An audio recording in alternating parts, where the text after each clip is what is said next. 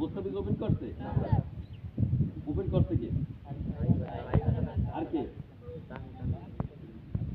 তারা কি তারা প্রথম বোলিং করছে না কে একেবারে প্রথম বোলিংটা করছে না সাইফ হাসান?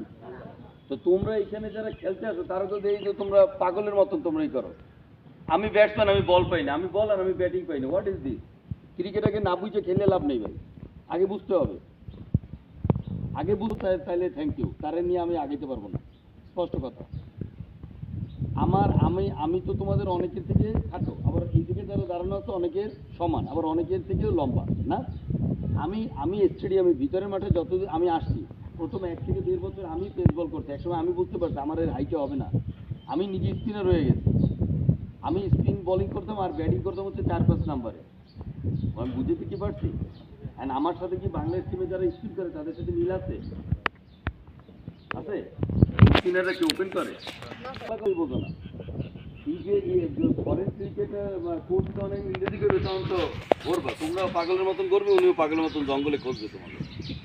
বলি যে তোমরা তো ছোট, যারা বড় ক্রিকেটার তারাই তো সাকিব হইতে পারে না।